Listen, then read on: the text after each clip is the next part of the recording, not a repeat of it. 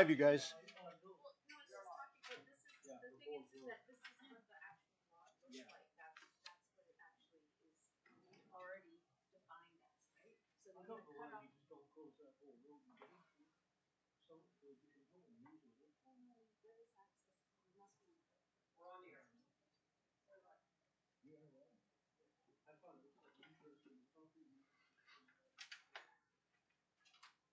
Call the regular council meeting of March the 6th to order.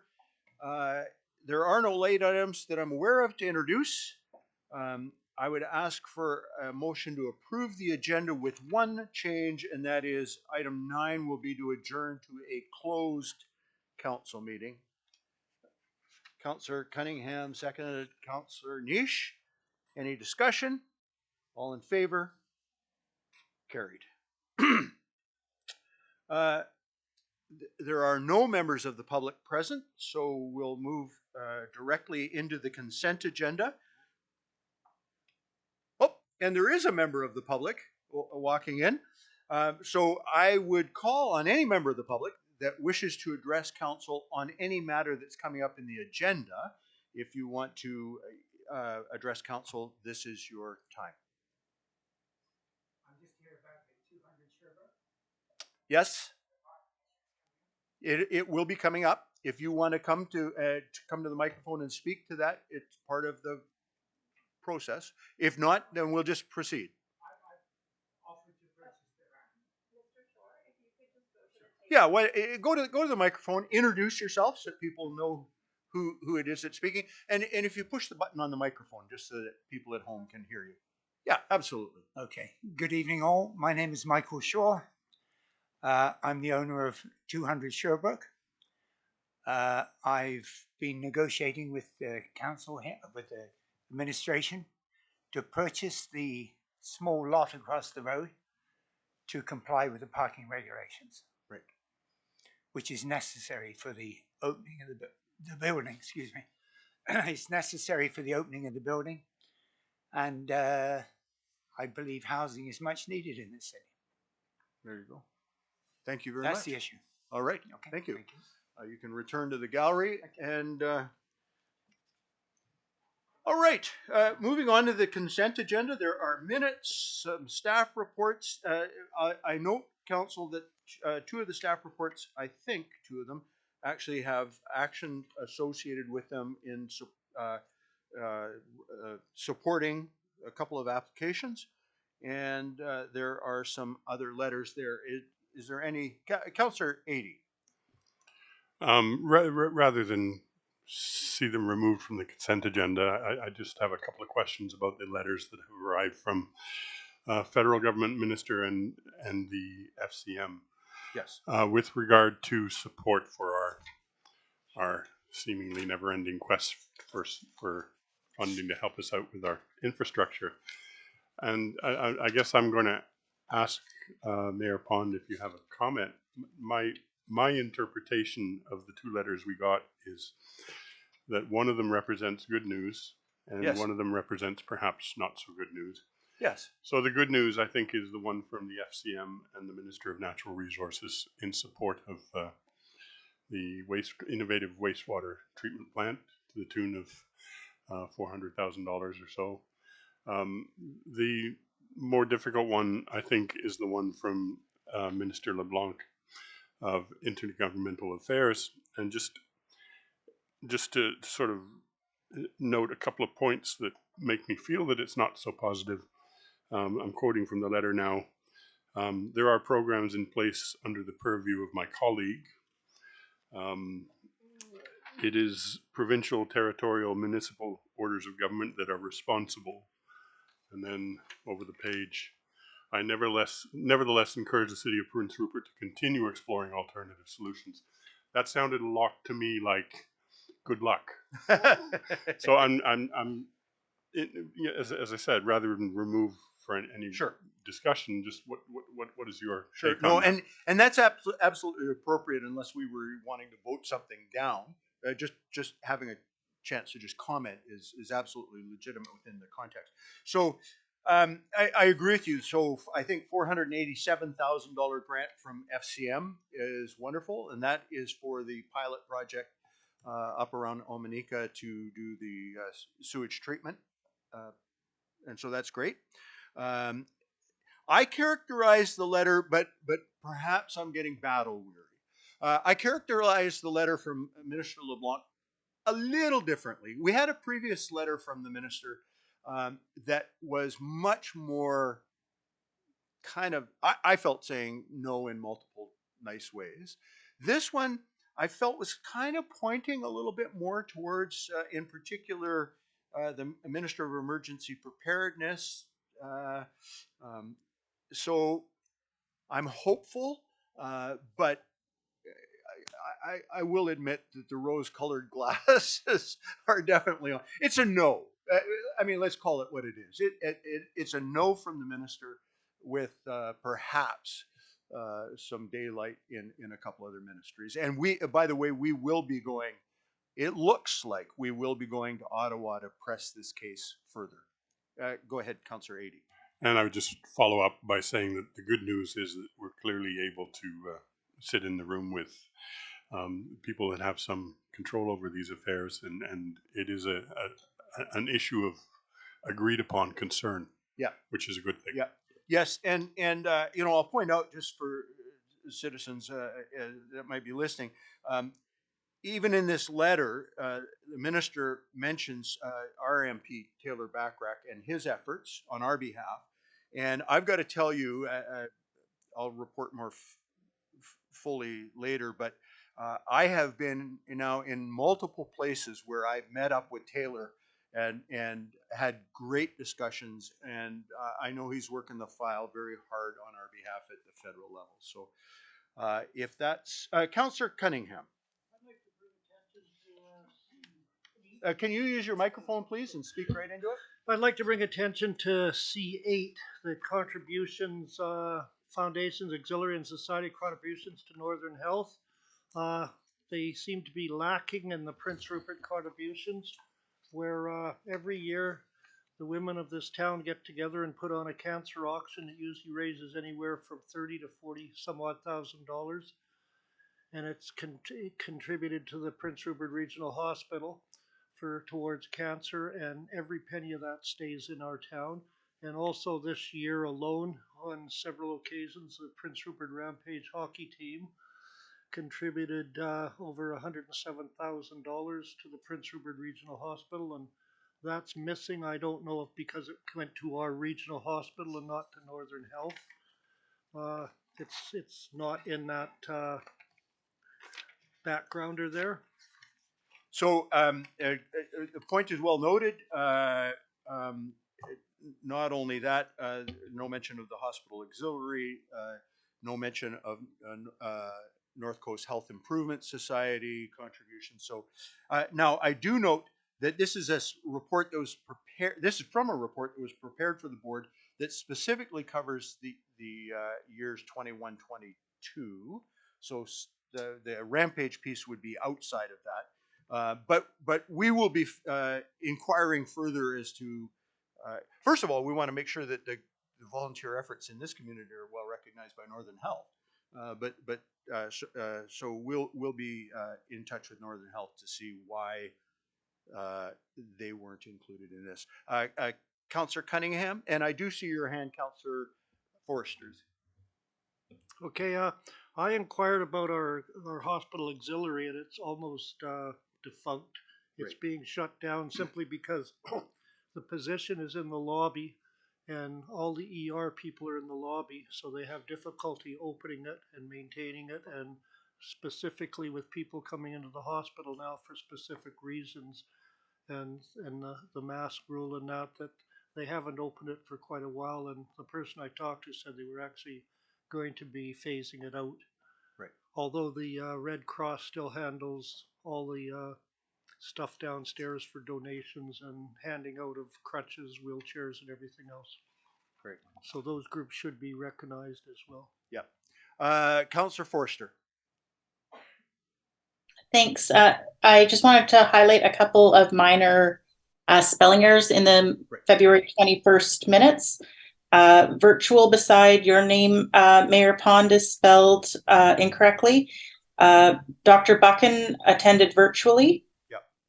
Yep. And Councillor Cunningham highlighted my thoughts on the hospital auxiliary. I do believe in 2021 and 2022, there were still some significant work done on cancer by the people of our community. I absolutely agree, and you're right to point out those alterations. Those changes have been made to the minutes already, and so you will be approving the altered version of those minutes. Thank you very much. All right. Any other and the other piece that I should draw your attention to, again, for members of the public that are interested in the staff reports, there's a pretty comprehensive explanation of the Prince Rupert Boulevard land swap and exchange in there. So I think if any member of the public is interested in seeing what's going on there, it's well explained. With that, I'd entertain a motion. Councillor Cunningham, Councillor Adey, any discussion further? All in favor? Any opposed? It is carried. Thank you very much. We move on to bylaws. Item number A is bylaw, City of Prince Rupert adjudication bylaw number 3497 with the following recommendation that council give first, second, and third reading to City of Prince Rupert adjudication bylaw number 3497. Can I have a motion to that effect, please? Councillor Adey, Councillor Niche. Any discussion? Director Miller, did you want to speak to this at all? I think the report's fairly self-explanatory, although I'm happy to answer any questions. Any questions? Councillor Cunningham. Microphone, please.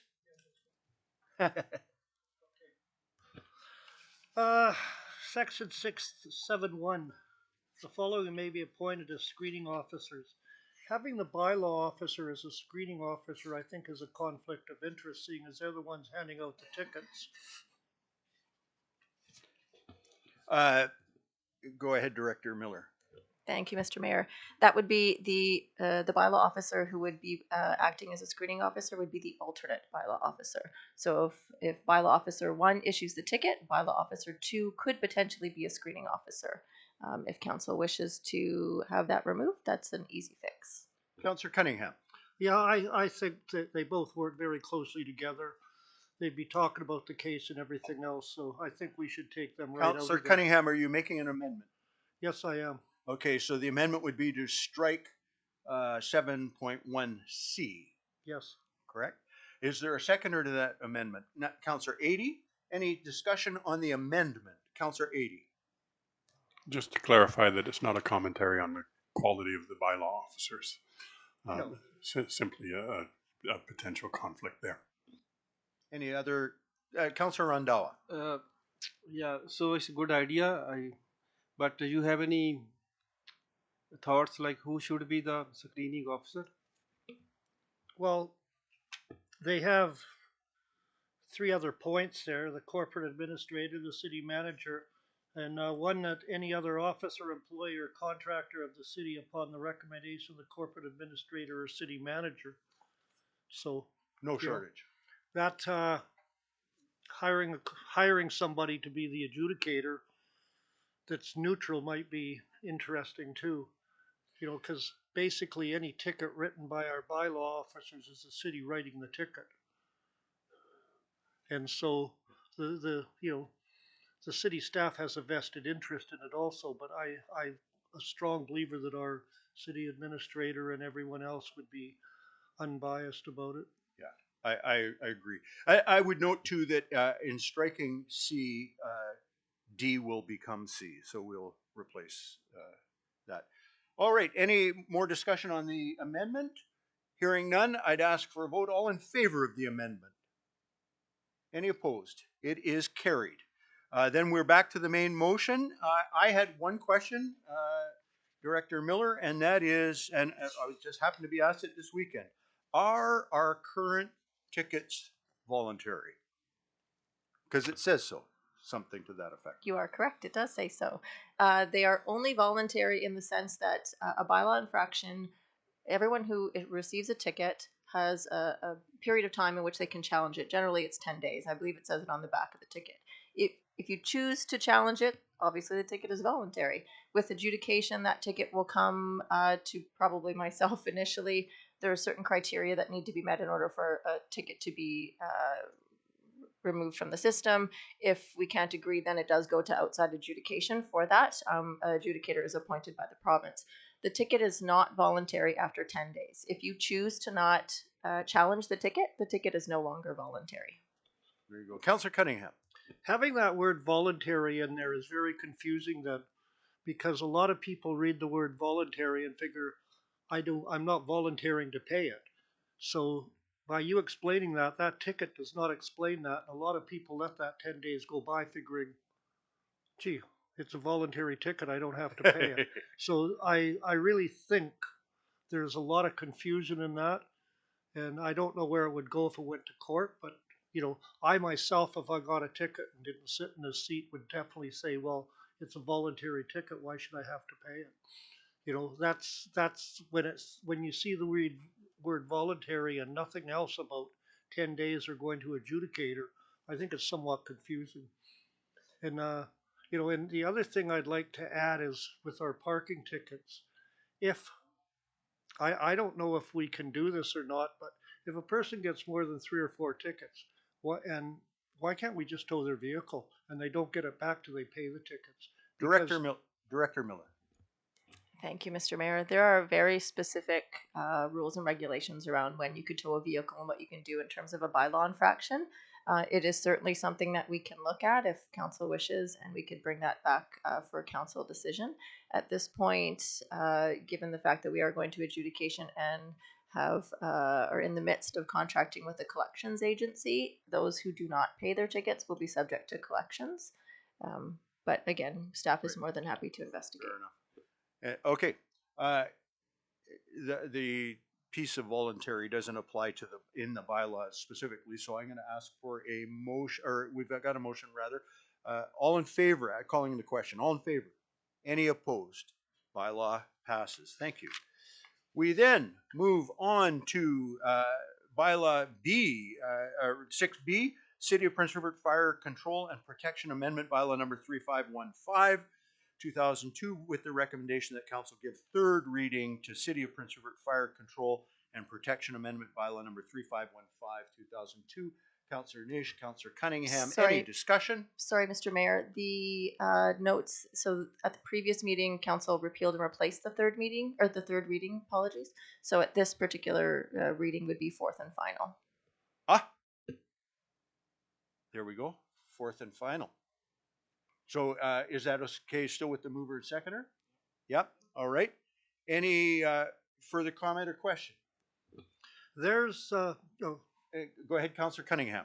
there's no grandfathering of any existing containers in this process, because I've heard people mentioning, well, I should be grandfathered. I've had this on my property for 2 years and blah, blah, blah. Director Miller. Thank you, Mr. Mayor. No, there is no grandfathering, red circling, legacying, any of the above for containers currently on people's property. All right. I just wanted to get that out there. Call the question. All in favor? Any opposed? It is carried. Moving on to item number 6C, City of Prince Rupert Road Dedication Bylaw, number 3512, 2003. Recommendation that council give fourth and final reading to the City of Prince Rupert Road Dedication Bylaw, number 3512, 2003. Can I have a motion to that effect? Councillor Nish, Councillor Cunningham, any discussion? I think it's been made. Councillor Cunningham. Any of the removal or grubbing of the shrubbery and that there is not at our expense. No. And it looks like that hedge is going to be gone now. Is that correct? I think that's safe to assume it will certainly go with the property. Yeah. Yeah. Yeah. Okay, Yeah. but And to be clear, the road dedication bylaw, just to be, is actually dedicating a piece of property that runs in front, gives access those townhouses and apartments that are in behind on Sherbrooke there. And so, which wouldn't exist without this road dedication bylaw. Go ahead, Councillor Cunningham. Okay, you've got three maps there, and we were just discussing it before council. The top part of that property that's owned by the city Correct. is a proposed roadway, so those two entrances going into the park side right now will remain there. They're not gonna be part of this land sale. Correct. So at the closest piece to what would be 11th Avenue, I think, Yeah, there is a small piece that provides that access, which is part of the road dedication bylaw, and then the other piece is going through like I say, from that area past the apartment buildings, so you can get. When you look at the map, there's actually two driveways going in there. One coming right off 11th and one coming off Prince Rupert Boulevard. Correct. And they're both going to be left intact. Correct. Correct. Yeah. Okay, that's all. I just wanted to make sure of that. Because All right. Any other comments or questions? Councillor 80. I'd just like to say I appreciate the clarification that arrived in the form of this package. It made the issues a lot clearer to me. Yeah. So I feel much more confident in Yeah. rendering a decision. I agree. I agree. All in favor? Any opposed? Carried. We now move on to the City of Prince Rupert Road Closure Bylaw, number 3513, with the recommendation that Council give fourth and final reading to the City of Prince Rupert Road Closure Bylaw, number 3513, 2023. Councillor Cunningham, Councillor Niche, any questions, any comments? All in favor? Any opposed? Carried. There's no business arising. Time for reports and inquiries from council. Councillor Cunningham. Okay, first of all, just bear with me because I've got a few things here. But first of all, I'd like to congratulate the people involved in the Kid Fest on Saturday. It was a resounding success. I was down there, and to see so many kids running, laughing after the pandemic and being tied up and everything, it was great to see. So I take my hats off to the volunteers there. Now, after that, I'd like to know how many notices were handed out for people not clearing their snow. Director Miller. Thank you. I would need to confirm with bylaw, although we did bring letters to every single business in Prince Rupert for no snow removal, but I can certainly confirm with them and get back to council.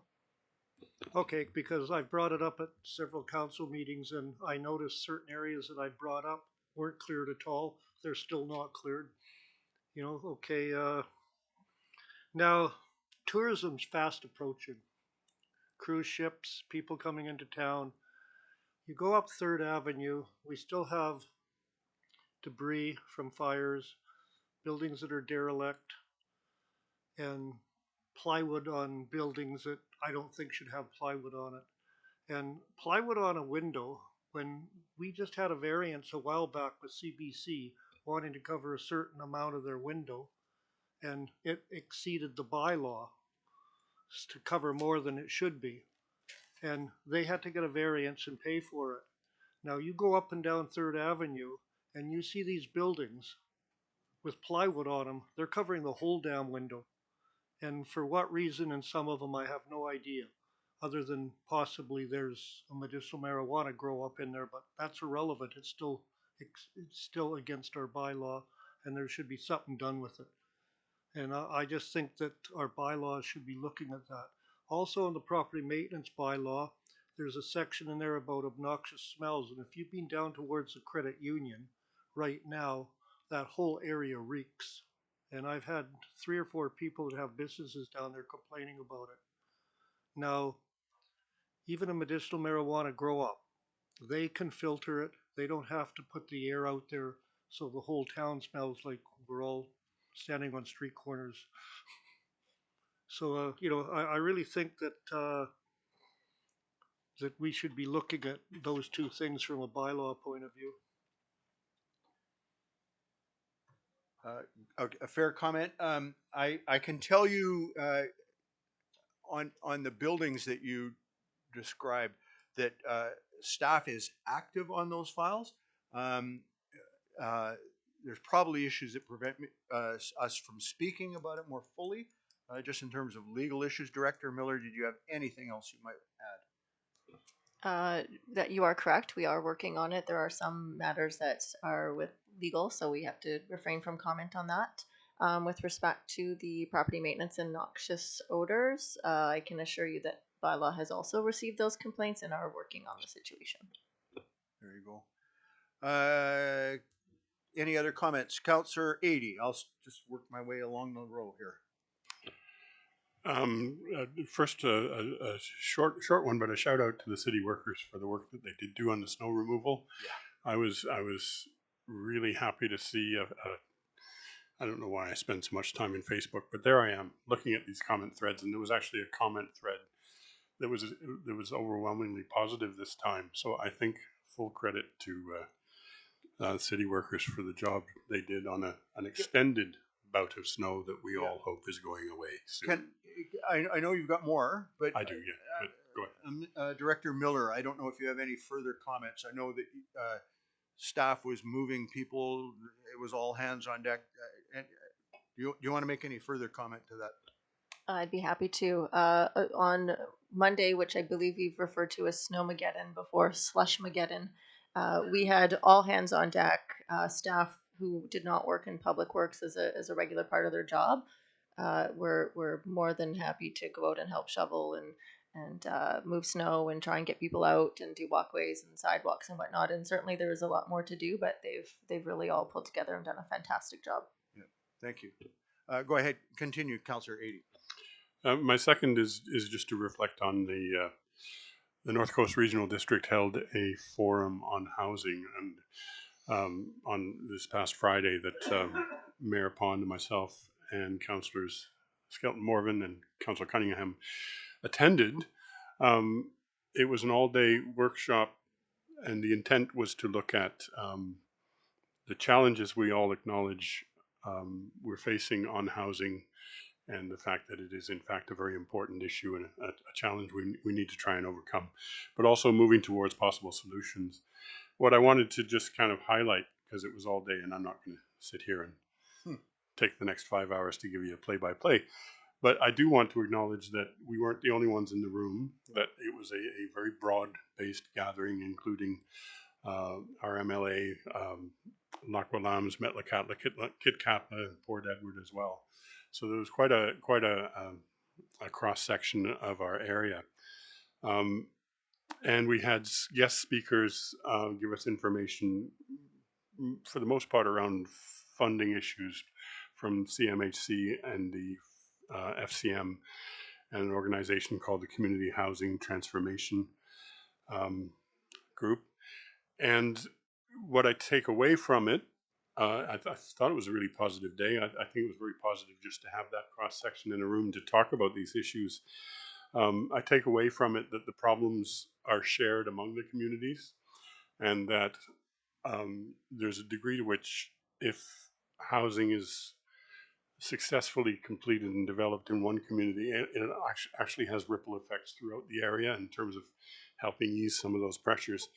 And so it sort of begs the obvious conclusion that working on a regional basis in some way is probably going to be one of our best ways to attack the problem. And so I believe the conclusion was that there's an interest in establishing through the NCRD a regional coordinator to try and coordinate those efforts and address it as what I think it is, which is as a regional problem, to attract that, not only the funding, but also the development that results from the funding. So I thought it was a very positive day, and I felt we should share that. Yeah, no, I concur. Thank you. Councillor Randawa. Thank you, Mr. Mayor. Yeah, already said, we had a bad weather last week, and city did a great job. On the other side, airlines, we missed some flights people miss their work, their appointments. So, but like on last Saturday, right? Like weather was nice here in Vancouver. They still canceled the flight. So, and other airports they had regular flights there. So I was wondering like we can write down letter to airline to do some more regular like reliable service here, right? Like they can cancel anytime. Like if weather is bad, we can understand. But like Saturday, everything was perfect here, perfect in Vancouver, and they still cancel. Yeah. And lots of people they miss their flights, connected flights, appointments, and schools, right? Yeah. And it's I happen to have firsthand knowledge, as does Councillor Forster, in that I was returning from the RBA. I'll talk about the RBA in a bit, but I was returning from the RBA lobbying effort in Victoria and got on my plane in Victoria on Friday, only to discover that my flight to Rupert had been canceled and I was booked for Saturday. Well, okay, you know, I've got grandkids in Vancouver and I went to see them and got on the airplane on Saturday and had the pleasure of flying all the way up to Rupert and circling at 10,000 feet and landing in Sandspit, refueling and flying back to Vancouver. And Air Canada even sent me an email, I kid you not, saying, thanks for choosing them on my flight to Sandspit. So, and Councillor Forrester never did come back. She's still in Vancouver because it became impossible to get back in time and do what she needed to do. So, on a more sort of really focused note, though, Councillor, uh, before my return, I charged the acting city manager, Director Miller, to find out what on earth is going on. And she's done a ton of work on it. She's not done, but I can tell you she has phoned everybody you can phone, including the owner of the United Ramp Services Company, and our MLA has been actively engaged on this file. It was an absolute failure. I mean, there are weather issues, and we accept that living in the north, but this was beyond just weather. It also had implications on healthcare in that medevacs were limited in their ability to fly. So all of that is being worked on aggressively, and we look forward to reporting back to you at a future meeting. Thank you. no, not everybody can fly from terrace, right? Correct. People don't have, so we need our service, Correct. reliable service. Correct. Correct. And as I've said many times, we may not have, we the city may not have been directly at fault in any of that, but it's our airport. I take it personally. I take responsibility. We need to make sure that the service in and out of our airport is as high a quality service as we can possibly have, and we won't settle for anything less. Thanks, Councillor Randhawa. Councillor Forster, I'm just going around the table. If you've got anything. Yes, on that note, I was actually in Vancouver following some work for my personal work. I stayed for the city doing the Oceans Protection Forum, where I learned a lot about some of the different environmentally sustainable work that's being done across our country to try and make our ports and abandoned boats a lot more, addressing them a lot more efficient. And so I'll be bringing a formal report for next council meeting. Great, thank you. Councillor Nish. A response to Councillor Randhawa too. We were actually supposed to have an airport authority meeting before this meeting, which would have given you a little bit more information, but it's actually tomorrow night. So by the next meeting, I'll actually have a little bit more information as far as, you know, some of the issues that have arisen lately. And same thing as far as the snow removal goes. I did see a lot more positive comments this time, as people were a lot happier with the, in comparison to say last winter when we had our 2 weeks of snow and how it was dealt with. And I think getting the contractors out right away this time was a big benefit to kind of getting us more opened up quicker. And you know, you'll never keep everyone happy. There's always somebody that's unhappy, but generally I think most people were happy with how it went down this time versus Christmas time last year. Thank you. Councillor Skelton Morvan. Yeah, I also want to just give a shout out to the staff as well. And then, yeah, it was inherently positive for the most part, and I made it through the grocery store unscathed. So it was, so unlike last year, it was a little more hands on. I just to speak to some of the items around regarding the shortages of flight crews and different things like that, and that was actually one of the reasons I've got a couple of friends that are trapped down there, and then some of the reasons they've been seeing is their short flight crews. If we look at like kind of the macro cogs of the machine, this is something that I think all levels of government should start paying attention to, because prior to COVID, we had a projection of 2025 of a shortage of 3,000 pilots nationally. For context sake, Air Canada employs about 3,500 of those pilots. So that you can imagine the rural connections are going to be really, really strained over the next few years. I mean, there are some pilots that are kind of buying some time because there are a lot less flights, so some folks are kind of dragging out that pension, but it's one of those professions that you cannot qualify for a student loan for. Although it costs $50,000 to $70,000 to become certified as a commercial pilot, but that's something that I think that could be looking at the macro cog of the machine to kind of get those things and meet those needs and the hiring demands. Otherwise, there's not going to be very much we can do from an advocacy standpoint if we don't start filling those ranks or finding ways to kind of advocate either as a region or as a kind of a collective. And I also want to just thank the folks that came out to the housing workshop, and it was great to see all of the stakeholders there. And I think there's a lot of solutions on the table. I think one of the most viable was the pieces around a regional housing coordinator to help manage some of the workflows, logistics, and challenges that come with that. Because if we don't allocate somebody with full-time resources to this particular series of projects, I don't think we're going to be able to see the needs of 3,000 plus units over the next 10 years. One of the other items I kind of would like to see if there's a potential of us exploring other opportunities, and I know that there's some interest around joint ventures between a municipal housing corporation that's multi-stakeholder between nations, and that could be something that we could see in the future. Thank you. Thank you. All right, I'll just report very briefly.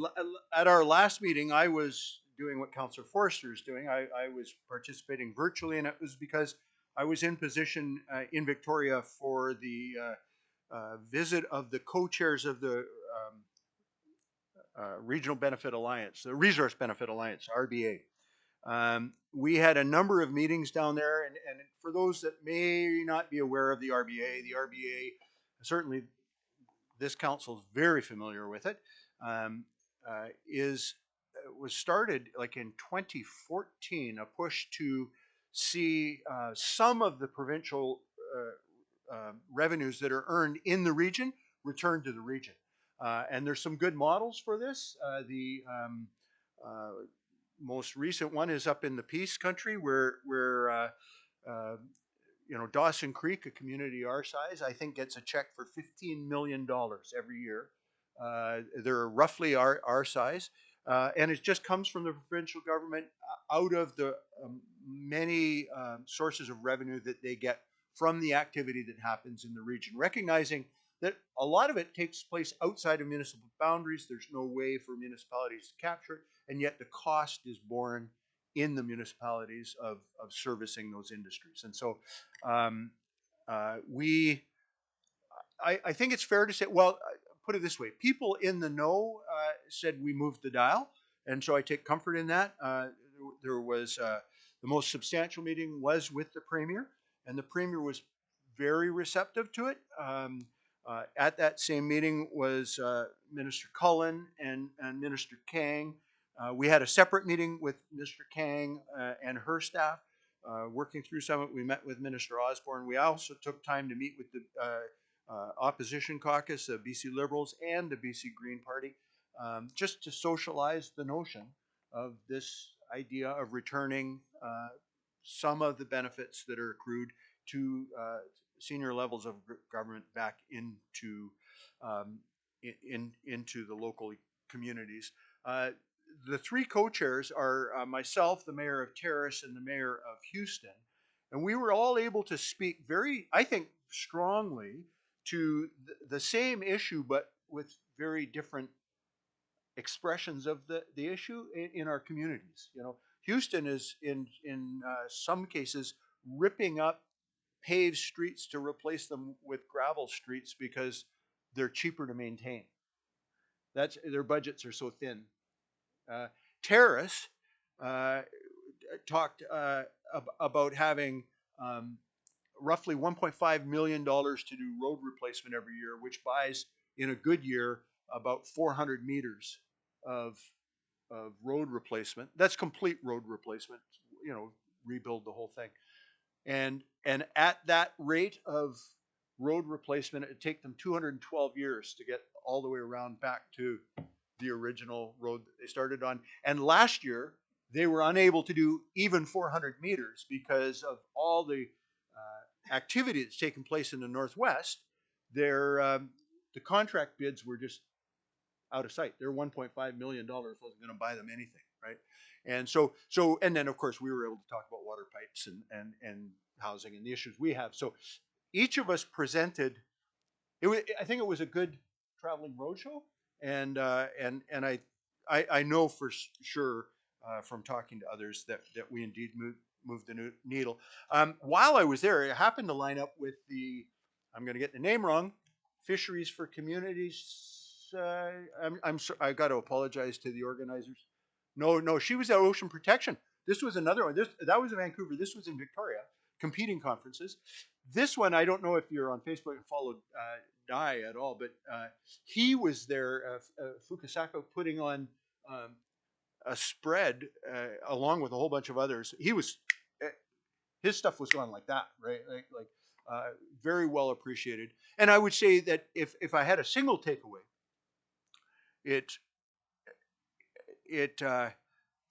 a lot of the conversation was around, you know, why on earth is fisheries policy implemented so differently on the West Coast than it is on the East Coast?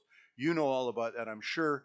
But on the East Coast, it is owner operators. You've got to be fishing your own license. You can't stack them, you know, and it produces a lot more work and sustainability in the communities. And for some reason, under the same laws and the same policies on the West Coast, we have completely different outcomes. So anyway, that's all I've got.